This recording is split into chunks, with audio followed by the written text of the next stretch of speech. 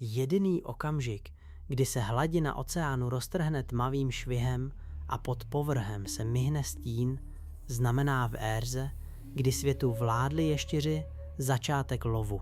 Nikdy nebylo v moři klidno a v polovině jurského období, přibližně před 175 miliony let, to platilo dvojnásob. Vody, které tehdy pokrývaly většinu území dnešní Evropy, doslova překypovaly životem na všech úrovních, od samého dna až k hladině.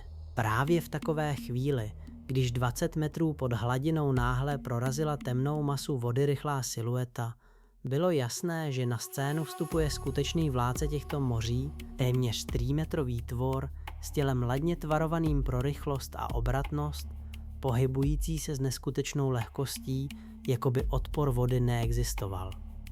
Jeho okaz se kýval ze strany na stranu s pravidelností, kterou příroda vyladila po miliony let evoluce. Před ním, v oblasti známé jako Senneva Tengilí, se hejno belemnitů pokusilo změnit směr, ale už bylo pozdě. Jurské období nebylo jen kapitolou v dějinách Země, byl to svět, kde oceán zabíral místa, která dnes tvoří pevninu. Klima bylo znatelně teplejší než dnes, morské ekosystémy dosahovaly nebývalé složitosti a rozmanitosti. Mělká epikontinentální moře, rozléhající se přes západní Evropu, severní Afriku a část Asie, byla doslova přeplněná planktonem, hlavonožci, rybami, mořskými plazy a tvory, pro které věda dneška nemá srovnání. Atmosféra obsahovala mnohem více oxidu uhličitého než dnes a povrchová teplota oceánu v tropických oblastech dosahovala až 40 stupňů Celsia. Celý tento systém byl obrovským, produktivním, ale také nemilosrdným kotlem života, kde přežili jen ti nejsilnější. A právě uprostřed této vřavy, na samotném vrcholu mořských potravních sítí, královali ichtyosauři. Jejich jméno, odvozené z řečtiny, znamená rybí ještěr. První ichtyosauři se objevili dávno před jurským obdobím. Už v Triasu, více než 250 milionů let zpátky, krátce po největším masovém vymírání v dějinách Země, po permsko-triasové katastrofě. Jejich předci byli suchozemští plazi, kteří se vrátili zpět do moře Ceca, kterou si evoluce vyšlapala opakovaně, nezávisle na sobě v různých skupinách obratlovců. Do poloviny jury už měli ichtyosauři za sebou více než 50 milionů let vývoje a dosáhli vrcholu specializace na život ve vodě. Jejich tělo bylo vytvarováno tlakem prostředí, které neodpouští žádnou slabost, dokonale hydrodynamicky, směrem k okasu se zužující, s masivní, srpovitě zahnutou okasní ploutví postavenou vertikálně. Právě to zásadně odlišovalo ichtyosaury od ryb s vodorovnou okasní ploutví i od dnešních mořských savců. Zdrojem jejich pohybu byl především silný okas, motor, který poháněla sama příroda miliony let vývoje. Poháněni silou svého pružného a mohutného okasu dokázali ichtyosaury vyvinout ohromující rychlost. Na krátké vzdálenosti se rozjížděli tempem, které dnešní vědci odhadují na 20 až 40 km za hodinu. Každá z jejich 4 končetin se proměnila v ploutev, přední, větší, zajišťovaly stabilitu a přesnost manévrování, zatímco zadní, menší, sloužily obdobně, ale s menším podílem na řízení směru. Nejvýraznějším rysem však byla jejich hlava. Dlouhé, štíhlé čelisti poseté řadami kůnických zubů byly jako stvořené pro lov kluské, hebité kořisty. A ty oči neobyčejně velké, chráněné kostěným prstencem z robustních sklerálních destiček, umožňovaly výborné vidění i v temných hlubinách, kam světlo pronikalo jen stěží. Některé druhy ichthyosaurů měly oči o průměru až 26 cm, největší oči, jaké kdy měl jakýkoliv obratlovec na Zemi. Nebyla to náhoda, ale výsledek přizpůsobení životu v prostředí, kde se často lovilo v hloubkách, kam slunce téměř nedosáhlo. Nozdry měly vysoko na hlavě, těsně za očima, chytrá evoluční úprava, která jim dovolovala nadechnout se, aniž by museli vystrčit celou hlavu nad hladinu. Jako všichni jejich příbuzní, byli ichtyosauři plaze dýchající vzduch. Žábry jim chyběly. Jednou za několik minut podle toho, jak byli aktivní, museli vždy vystoupat k hladině a nadechnout se. Tato nezbytnost pravidelné výstupy pro vzduch zásadně ovlivňovala jejich chování, rozložení v moři i zranitelnost při lovu. V jurách severní Evropy v mělkých mořích vládal podivuhodný tvor Autalmosaur, zástup ichtyosauru. Jehož fosilie dnes nacházíme nejvíce v oblasti dnešní Anglie, Francie, Německa a Ruska. Autalmosaur dorůstal délky od 3,5 do 6 metrů a jeho hmotnost se pohybovala od 1 do několika tun podle věku a velikosti konkrétního jedince. Právě jeho monumentální oči mu dali jméno ještěr s okem, Autalmosaur. Podle odhadů vědců dokázal díky těmto očím lovit v hloubkách až 600 metrů, kde už je denní světlo spíše vzácností. Ve stejných mořích bok po boku Autalmosaurum plavaly i další druhy ichtyosaurů a také jejich konkurenti a nepřátelé. Plesiosauři s dlouhým krkem a protáhlým tělem sdíleli tyto vody, ale obsazovali jiné ekologické výklenky. Kvinta ekosystému se pohybovali i draví žraloci jury, především gibbodontidi, kteří byli dalšími soupeři v boji o potravu, a v temných zákoutích číhali mořští krokodýly. Metriorhynchidi, extrémně přizpůsobení predátoři s okasní ploutví a hladkou kůží, kteří soupeřili s ichthyosaury o kořist střední velikosti. V tomto světě nebylo žádné místo, kde by hrozby nečíhaly za každým rohem, žádná bezpečná útočiště. Každá ekologická nika byla obsazená, každý kout podmořského světa neúprosně střežený. Den v mělkém moři Jury začínal nenápadnou proměnou světla. Nejdříve se v modravých hlubinách objevovalo sotva znatelné světlo. Pak se barva vody měnila do zelenavých odstínů, až se nakonec rozptýlené bílé paprsky proplétaly skrz horní vrstvy vodního sloupce. V této proměnlivé záři se vlní hejna ryb lepidotosové, semionoti a další paprskoploutvé druhy. Jejich šupiny se třpití v proudech planktonu jako stříbrné plíšky. Blíže k hladině se vznášejí amoniti a belemniti. Tyto hlavonožci byli v jurských mořích natolik hojní, že jejich ulity a rostra dnes tvoří celé vrstvy v horninách hor a útesů, svědectví o někdejší záplavě života pod hladinou.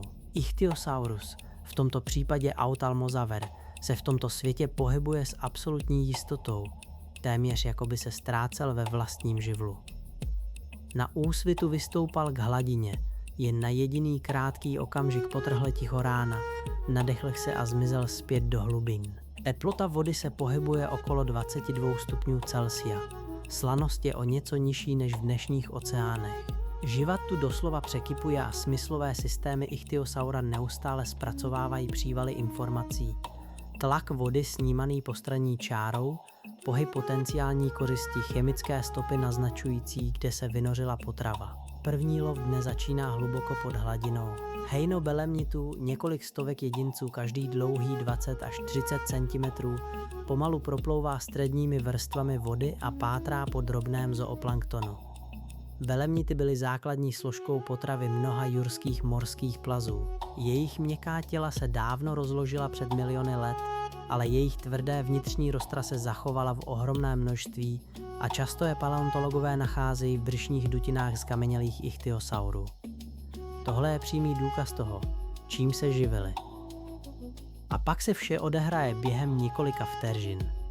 Ichthyosaurus vystřeluje vzhůru z hlubin, využívá rozdíly v prostupu světla. Temná hladina nad hlavami belemnitů jim brání spatřit nebezpečí přicházející z dola. Nejde o obyčejný instinkt, nejbrž o výsledek miliony let laděných neuronových programů. Náhlej výpad, obrat, bleskové zrychlení a první tenké čelisti už míří k cíli. V jediném rychlém záblesku Ichthyosaurus lapí 3, 4, 5 belemnitů. Jeho kuželovité zuby korzist nerozkousávají, ale pevně drží. Následně je potrava buď spolknuta v celku, nebo roztrhána na větší kusy. Hejno se rozpadá v panice, každý belemnit se snaží uniknout vlastním směrem, proudění vody je najednou plné chaotických pohybů. Ichthyosaurus ještě dvakrát propluje skrz rozptýlenou skupinu, ale brzy lov zastavuje. Energetická rovnováha je klíčová. Množství získaných kalorií musí převýšit vydanou energii. Moderní výzkumy mořských predátorů naznačují, že i jurské plazy dokázaly podobně vyhodnocovat efektivitu lovu, ačkoliv přímé důkazy k tomu chybí. Hladina moře je ale místem nutnosti, nikoliv bezpečí. Každé vynoření kvůli nádechu znamená riziko. V Uinta otevřeném jurském moři byla hladina doménou létajících plazů, jako byly ramforynchovy a další ptakoještěři, kteří číhali na menší ryby. Zároveň zde patrulovali velcí mořští krokodýly, kteří ovládali mělčí zóny a byli vždy připraveni udeřit. Dospělý Ophthalmosaurus je u hladiny mnohem zranitelnější než v hlubinách. Jeho schopnost manévrovat v horní vrstvě vody je omezená, reakční doba se zpomaluje na rozhraní vzduchu a moře. Ale jiná možnost neexistuje, bez vzduchu není přežití. Každé vynoření je nutnost, ne volba. Samice ophthalmosaurů byly živorodé, což je jeden z nejzásadnějších paleontologických poznatků o této skupině, potvrzený nálezy embryí a mláďat uvnitř tělních dutin dospělých jedinců. V Kinta jednom slavném případu bylo dokonce fosilizované mládě zachyceno přímo v okamžiku porodu. Ophthalmosauři rodili okasem napřed, stejně jako dnešní mořští savci, chránili tak svá mláďata před utonutím během dlouhého a nebezpečného zrození. Nejde o domněnku, ale o přímé svědectví z kamenělin. Nyní, v polovině jurského období, nese tělo jedné samice ophthalmosaura několik vyvíjejících se mláďat. Jejich přesný počet zůstává záhadou, fosilní záznamy ukazují případy od jediného mláděte až po 6 zárodků. Tato samice je větší než většina samců a její chování se proměnilo. Drží se blíž teplejším mělčinám, kde je voda prohřátá a kde může častěji vyplouvat k hladině, zároveň se vyhýbá hlubokým ponorům. Její energetická potřeba je vyšší než kdy dřív a lov se stává naléhavějším. Každý úlovek rozhoduje o přežití nejen jejím, ale i budoucích generací. Stejnými vodami však proplouvá Metriorhynchus, morský krokodýl dlouhý zhruba 4 metry. Jeho tělo není obrněné, ale kryté hladkou kůží při působení životu v otevřeném moři. Zadní končetiny se proměnily v plautve, okas je zakončen vertikální plautví, podobně jako u ichthyosaura. Metriorhynchus je efektivní dravec, schopný zaútočit na velkou rybu, nebo dokonce na mládě ophthalmosaura. Dospělému ophthalmosaurovi však přímo neohrožuje, rozdíl ve velikosti je příliš velký. Přesto představuje významného konkurenta v boji o potravu. Soutěž v jurském oceánu má často skrytou podobu. Většinou nejde o přímý střet, ale o tichý boj o prostor, o koncentrace koristi, o čas vhodný k lovu. Když se u stejného hejna ryb objeví 2 Metriorhynchové i Ophthalmosaurus, vzniká trojitý tlak na zdroj. Ophthalmosaurus reaguje nestrachem, ale změnou strategie. Stahuje se do větších hloubek, kam Metriorhynchové sestupují jen nerady. V temnotách pod 200 metrů, kde je světlo jen vzpomínkou, je Ophthalmosaurus skutečně ve svým živlu. Kvinta těchto chladných vodách, kde teplota klesá hluboko pod hodnoty u hladiny, jeho obří oči zachytí i nejdrobnější záblesky bioluminescence. Stačí mu to. Jurské kalmary, předkové dnešních hlavonožců, byly klíčovou součástí hlubinného ekosystému. Lovili ryby i drobné korýše v nižších vrstvách vody, lákali je světelnými signály nebo je využívali k vzájemné komunikaci. V těchto hloubkách se Ophthalmosaurus mění v mistrovského predátora. Jeho obrovské oči dokážou zachytit sebemenší pohyby a světélkování. Tělo se vznáší téměř neslyšně v ledové tmě, připravené udeřit v jediném okamžiku. Jediné hluboké ponoření trvá několik málo minut, ale za tu krátkou dobu musí Ichthyosaurus ulovit dostatek potravy, aby se mu vynaložená energie i zásoby kyslíku skutečně vyplatily. Jeho tělo je mistrovsky uspůsobené k efektivnímu využití kyslíku, podobně jako dnešní mořské savce. A některé plazy, i on pravděpodobně uchovával kyslík díky vysokému množství myoglobinu v svalech, dokázal zpomalit srdeční tep při ponoru a přesměrovat krevní oběh hlavně k životně důležitým orgánům. Přímé důkazy o přítomnosti myoglobinu ichthyosaurů zatím chybí, ale podle jejich anatomie a toho, co víme z porovnání se současnými živočichy, je tato domněnka velmi dobře podložená. Návrat na hladinu po hlubokém ponoru je vždy napjatý okamžik. Ichthyosaurus stoupá rychle vzhůru, jeho mohutný okaz pracuje bez přestání. Jakmile se ocitne 20, 30, 40, 50 metrů pod hladinou, začíná zpomalovat. Aby příliš prudké vynoření nezpůsobilo problémy s tlakem, pro plazy to sice není tak kritické jako pro savce. Ale riziko zde stále existuje. Hlava proráží hladinu, tlamu otevře do kořán. Plíce pracují v rychlých cyklech vdechů a výdechů. Jen 3 nebo 4 vteřiny, znovu hluboký nádech. A už opět mizí pod vodou. Den plyne dál, slunce putuje po obloze. Jeho paprsky se lámou a pronikají do stále větší hloubky. V poledne dosahuje fotosyntéza v horních vrstvách oceánu svýho vrcholu. Plankton, základ celé potravní pyramidy, se soustředí v nejvyšších 10 metrech vody. To přitahuje drobné ryby, za nimi jdou větší predátoři a nakonec i morské plazy. Ekosystém Jurského moře fungoval na stejných principech jako ten dnešní. Sluneční energie, zachycená a přetvořená fotosyntézou, proudila potravním řetězcem vzhůru.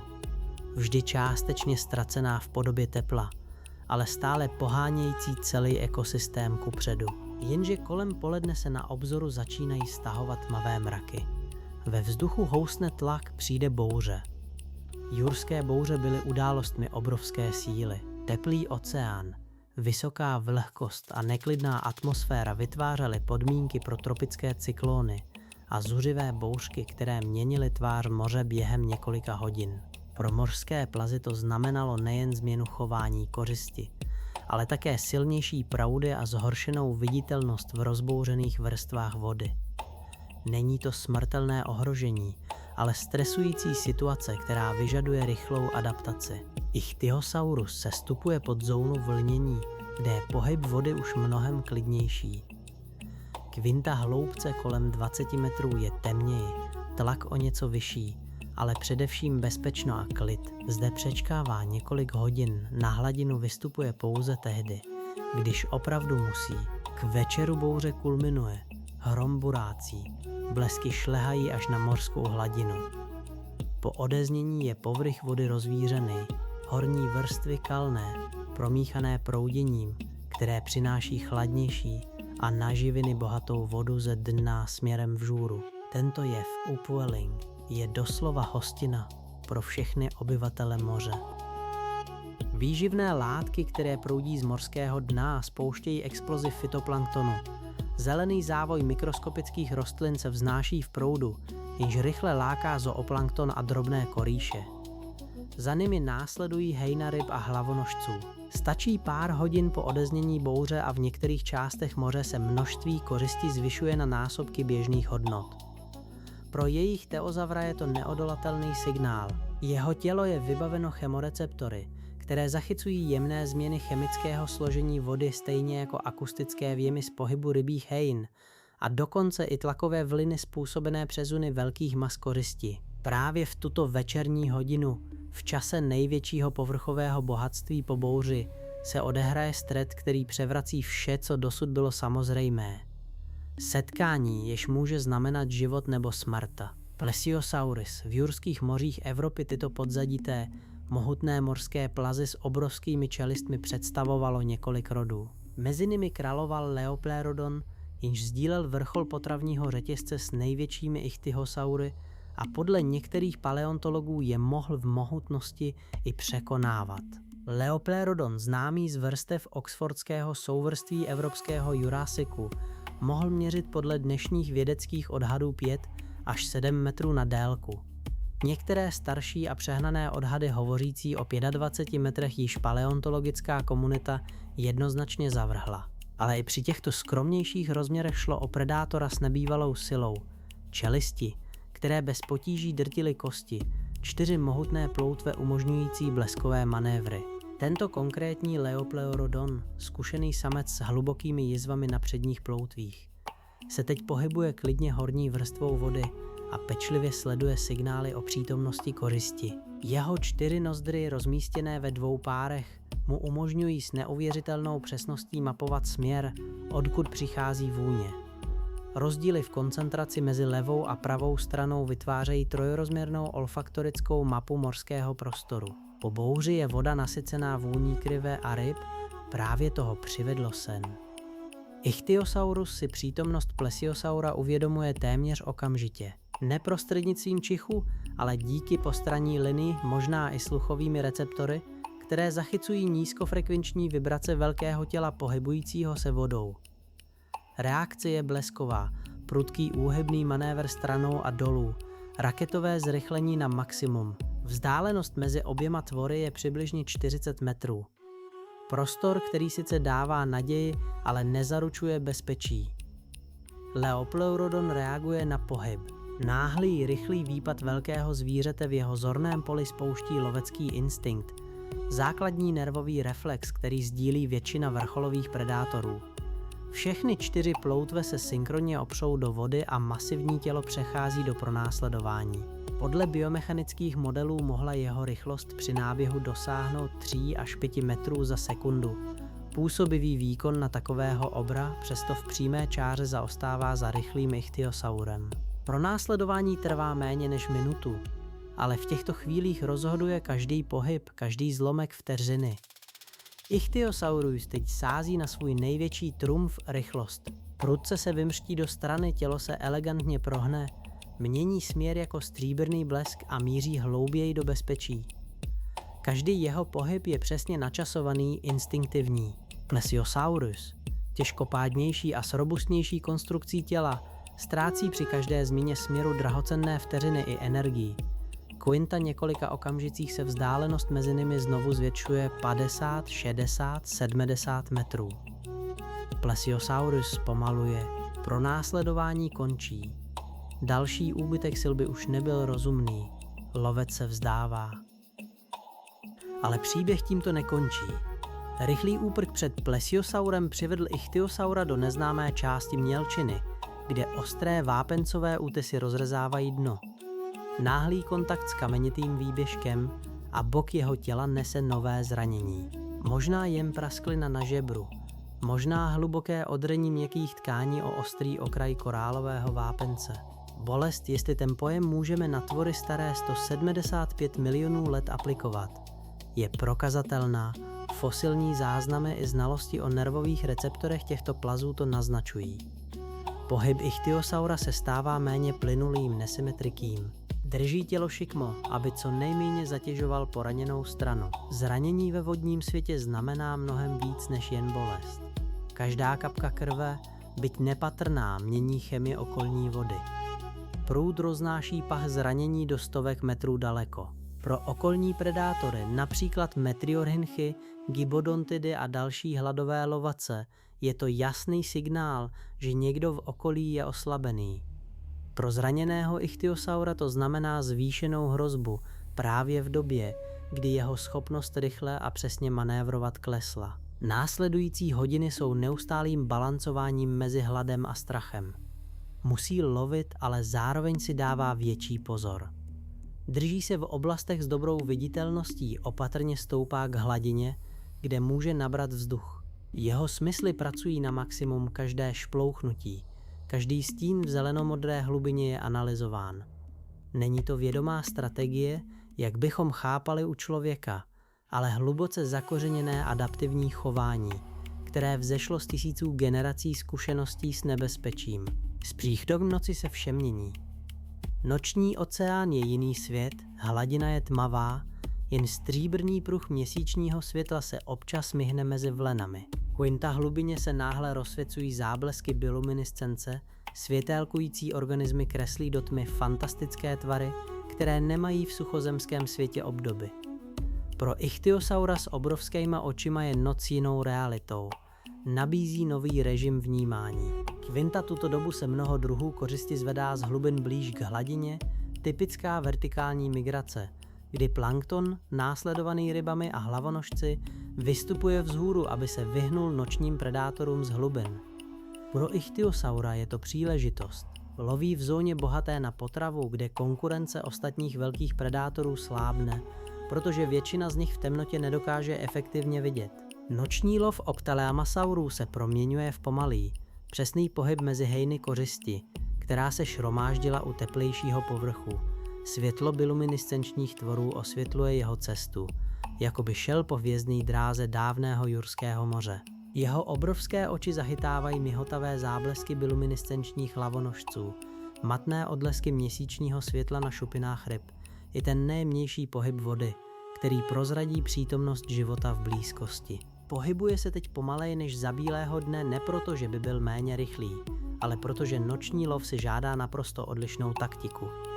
Méně zběsilého pronásledování, více trpělivého čekání ve stínu, více spoléhání na smysly, méně na zrak. Musí vycítit, kde se kořist ukrývá, místo aby ji pronásledoval očima. Ke konci noci už zranění na jeho boku téměř neomezuje jeho pohyb. Ne proto, že by se rána zázračně zahojila, ale proto, že svaly a tělo našly nový způsob, jak kompenzovat asymetrii a bolest. Fosilní nálezy napovídají, že ichtyosaury, včetně Ophthalmosaurusů, byli schopní přežít i velmi těžká zranění, včetně zlomených kostí, které se srostly ještě za jejich života. Přirozený výběr zde upřednostňoval jedince s mimořádnou fyziologickou odolností. Přežít ve Středojurském moři se zlomeným žebrem znamenalo být nejen silný a zkušený, ale mít i notnou dávku štěstí. S úsvitem přichází nečekaná hrozba, taková, kterou nelze spatřit ani před ní uniknout. Bohatý úlovek z noci zavedl ichthyosaura na mělčinu, kde dno pokrývá tenká vrstva jemného bahna. Právě zde se ukrývají stopy vulkanické aktivity, které byly pro jurský period typické. V těchto dobách byla země v pohybu, tektonické desky se posouvaly, oceánské dno praskalo a rozšiřovalo se v oblastech šíření a vulkanismus byl v některých regionech velmi silný. V místech, kde z usazenin vyvěral syrovodík, vznikaly pravidelně kapsy bezkyslíkaté vody. Tyto zóny anoxie byly pro živočichy dýchající vzduch, jako je ichthyosaurus, sice samy o sobě neškodné, ale znamenaly smrt pro ryby a další morské tvory. Povrch moře je náhle posetý mrtvými rybami, lákavá past, která však prozrazuje přítomnost neviditelného nebezpečí. Instinkt ichthyosaura velí opatrnost. Pohybuje se nade dnem, kde se hromadí nehybná kořist, ale nikdy se neodváží ponořit příliš hluboko do zóny, kde chybí kyslík. Loví z bezpečné výšky, opatrně sbírá to, co se vynoří k hladině. A právě v tu chvíli, kdy instinkt a náhoda řídí každý jeho pohyb, se odehraje něco, co je pro život v Jurském moři typické.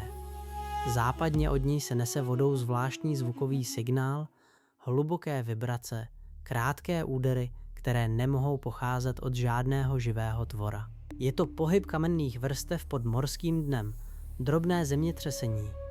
Pro geologa nic významného, ale pro obyvatele morského dna znamená i taková událost otres celého světa. Jemný sediment a organické částice se zvedají ze dna. Voda se v mžiku mění v hustou mléčnou tmu. Viditelnost padá téměř na nulu. Ne proto, že by chybělo světlo, ale protože všude kolem plují drobné částečky, které rozpylují každý paprsek. Ichthyosaur rychle přepíná své smysly. Sleduje proudy a chemické signály, opouští kalnou zónu a stoupá výš.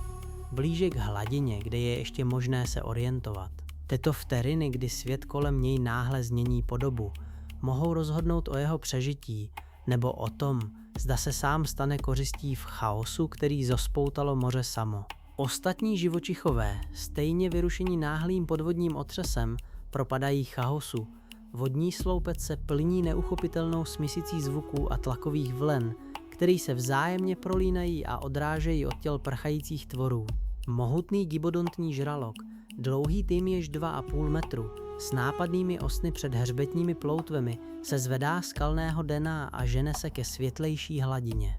Jeho dráha se nečekaně kříží s pohybem Ophthalmosaura, jen 3 metry od něj, ve vodě plné zvířeného sedimentu.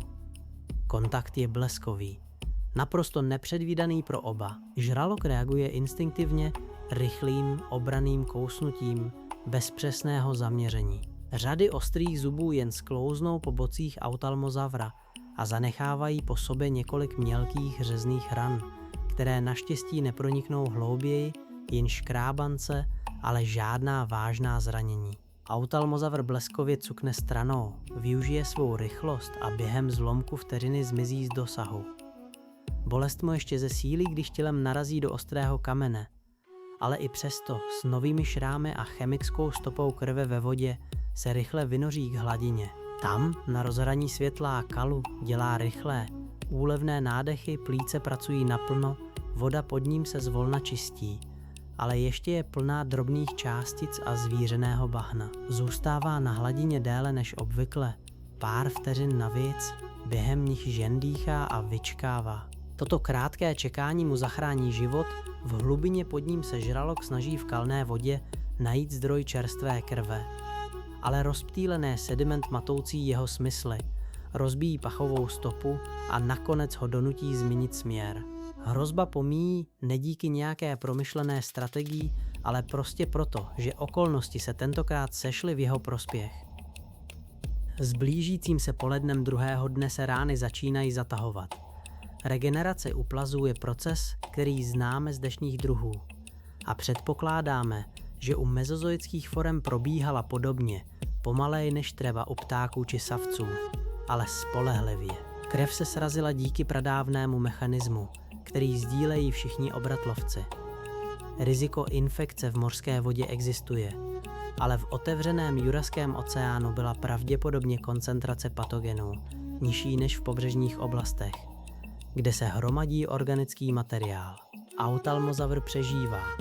Nejde o vítězství v lidském slova smyslu. Je to prostý pokračování procesu, který začal dávno před jeho narozením a neskončí ani jeho smrtí. Ale až tehdy, kdy zmizí i jeho potomci, ale v měřítku jednoho tvora, jednoho dne, jednoho Juraského moře, je právě toto podstatou života v každé éře. Nikdy nekončící rovnováha mezi hrozbami a příležitostmi, mezi výhrami, ztrátami, náhodami a adaptacemi. O pár týdnů později, v teplejších mělkých vodách, samice autalmozavra přivádí na svět mláďata. Fosilie tohoto zázraku, přesněji řečeno, samotného procesu nebo alespoň jeho následků, zná dnešní věda. Mláďata se rodí okasem napřed, drobná, ale už od prvních vteřin samostatná. Jejich oči jsou vzhledem k tělu nepoměrně velké adaptace, která jim bude nepostradatelná od samého začátku. První okamžiky života probíhají těsně pod hladinou, když mládě poprvé nabírá vzduch do plic. Matka zůstává na blízku, ačkoliv přesná míra rodičovské péče u těchto dávných mořských plazů je stále předmětem dohadů a vědeckých debat. Svět kolem nich pokračuje v nekonečném koloběhu. Amoniti s pestrými schránkami se vznášejí v mračnech planktonu, zatímco belemniti se z příchdoha podzimu stahují do hlubších, chladnějších vrstev vody. Pokud byly sezónní změny v jurském období dostatečně výrazné, mohly ovlivňovat i tyto masové migrace. Plesiosauři s dlouhými kryky, patřící mezi leptocleidy, rozrážejí hladinu vody při honu na ryby. Jejich siluety jsou jako stíny v šeru. Metriorhynchi, zvláštní mořští krokodýly, patrolují mělčiny a čekají na jakoukoliv neopatrnou korzist. A hluboko v temných vrstvách oceánu, kde je voda ledová a světlo už neproniká, se pomalu pohybují ještě větší stíny, dospělí ophthalmosauři, který mohli dorůstat až 6 metrů a vážit několik tun. Je to svět, který existoval přibližně před 150 miliony let, svět, o kterém dnes víme jen díky úlomkům. Odkryté fosilie, otisky kůže, obsah zkamenělých žaludků, chemické složení starých hornin, to jsou naše okna do dávno ztraceného života. Každá zkamenělina není jen pouhou kostí. Je to okamžik, který byl zastaven geologickým časem. Když Ichthyosaurus uhynul v Jurském moři, klesal na dno, byl pohřben sedimenty a prošel miliony let tlakem a proměnami, až se stal součástí skal, které dnes může paleontolog držet v dlaních. Ichthyosaury zmizely na konci rané křídy asi před 90 miliony let. Bylo to několik milionů let před tím, než přišlo velké masové vymírání, které smetlo všechny neptačí dinosaury. Důvody jejich zániku jsou dodnes záhadou. Mezi hlavní hypotézy patří změny v mořských ekosystémech křídového období, růst, rozmanitost a převaha nových mořských predátorů, zejména žraloků a mosasaurů, klimatické výkyvy i kolísání obsahu kyslíku ve vodách. Pravděpodobně šlo o souběh více faktorů, které se navzájem zesilovaly. Ale než přišel jejich konec, ichthyosauři přežili déle než 160 milionů let. Pro srovnání, všichni neptačí dinosauři žili zhruba 165 milionů let. Celá historie primátů se pohybuje kolem 65 milionů let. A druh Homo sapiens, tedy člověk, existuje sotva 300 000 let. V tomto měřítku byl způsob života ichthyosaurů jedním z nejúspěšnějších v celé historii obratlovců. Z plazů, který se vrátili do moře, se vyvinuli v mistry vodního života a udrželi si nadvládu v oceánech po dobu, kterou si lidská mysl stěží dokáže v plnosti představit. Jurská moře už 150 milionů let mlčí. Jejich vody se proměnily v horniny, jejich obyvatelé se stali fosilimi, jejich proudy stuhly v geologických strukturách. Ale pokaždé, když paleontolog vyprostí z vrstvy starých břidlic kostru ophthalmosaura, zachovanou z detaily ploutví, otisky kůže nebo dokonce z embry uvnitř těla, ten dávný svět na okamžik znovu ožívá. Obrazně i doslova, jako data, jako informace, jako fragmenty dávno ztraceného světa, které k nám promlouvají